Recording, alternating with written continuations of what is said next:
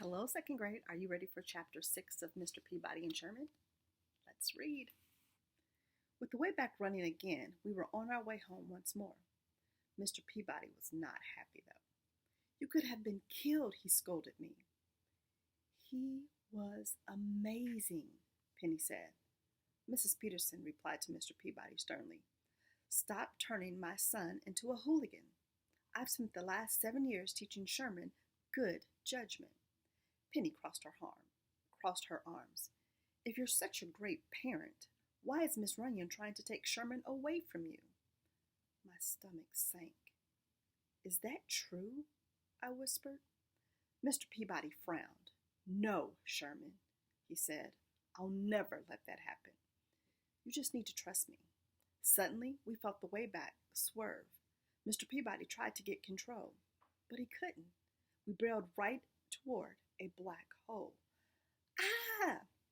Penny cried. The way back was sucked into the center of the most powerful gravitational field in the universe, like a coin down a drain. Mr. Peabody looked worried. If I can't pull us out of here, we're going to be smashed into smithereens. I was worried, but not about the black hole. I might not get to live with Mr. Peabody anymore, and he hadn't even mentioned it. Maybe we weren't the perfect team after all. Why didn't you tell me? I shouted over to the rattling Wayback engine. We'll discuss it later, Sherman. Sit, Mr. Peabody commanded.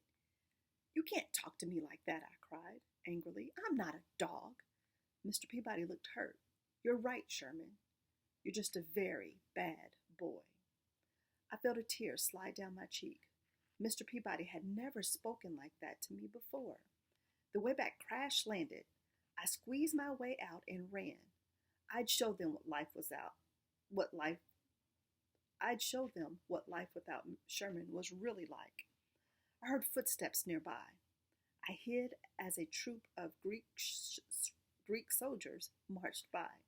I recognized their uniforms from a book Mr. Peabody had shown me. Maybe they needed an extra man. A short while later, I adjusted my helmet and stood at attention. I tried not to think about Mr. Peabody. I was a Greek soldier now. We lined up inside a giant wooden horse. We were going to use it to storm the gates of the city of Troy. Our leader, Armageddon, walked among the rows of soldiers. He stopped in front of me. Ready to get on the field, Shermanins? He asked. Sure thing. I felt like one of them. I felt like one of the team. I even had a nickname already. We heard a knock outside. Shh, Armageddon commanded. He opened the door and found a small wooden horse outside. He brought it in, and Mr. Peabody and Penny popped out. I've come to take Sherman home, announced Mr. Peabody. I crossed my arms in anger. Sorry, Mr. Peabody, I've joined the Greek army, I told him, puffing out my chest. Armageddon nodded. Shermanus is one of us now.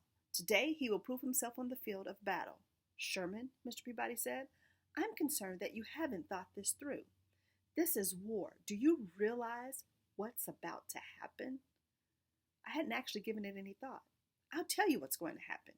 Armageddon shouted. We're going to make the streets of the city turn red with Trojan blood. Are you ready to give your life for Greece, Shermanus? This suddenly seemed like a horrible idea. Sure thing, Armageddon. Once the Trojans left the wooden horse into their city, the Greek soldiers attacked. Swords clashed against the shields and helmets. It was scary. Ah! I screamed. I reached inside my uniform and pulled out the dog whistle Mr. Peabody had given me on the first day of school. I blew it with all my might. A moment later, Mr. Peabody swooped down and swooped me up. He kicked and blocked our way through the battle. This is why I asked you to obey me, Sherman. I'm your father, and it's my job to keep you safe. But are you sure Mrs. Grunion won't take me away? I asked. Not as long as I'm around, he replied. We made our way back to Penny in the Trojan horse. Just as we reached the wooden horse, it started to roll toward a nearby cliff. "Penny!" I shouted. Mr. Peabody sprang into a real horse that was nearby and pulled me up behind him. Using a rope, he lassoed the wooden horse to a stop on the cliff's edge. Then I held the rope tight so Mr. Peabody could zip line down it to rescue Penny. I jumped off to help and let go of the rope by mistake. Uh-oh. The wooden horse slid toward the Raven with all three of us inside. Mr. Peabody jumped on a loose plank in the floor and catapulted Penny and me to safety. But he was still trapped. The wooden horse toppled over the cliff, taking Mr. Peabody with it. "Mr. Peabody," I shouted, "what should I do?" "There's nothing you can do, Sherman," Penny replied softly. "I just want to go home." "Home?" Suddenly I had an idea. "That's it. Come on." "Where are we going?" Penny asked. She's struggling to keep up. "We're going home," I replied, firing up the way back. "There's only one person who can help us, and that's Mr. Peabody." "How is that even possible?" Penny asked, confused. "We've got a time machine, Penny. I can set it so we'll get home when Mr. Peabody is still there." Penny looked concerned. "But I thought you're not supposed to go back in time when you existed." Penny had a point, but this was a special case. "What choice do we have?" I asked. Just then, a red light on the way back dashboard blinked. "Error," a robotic voice warned. "You're attempting to travel to an era in which you exist. This could alter the fabric of space-time." Error. I couldn't let my fear stop me. I smashed the override button.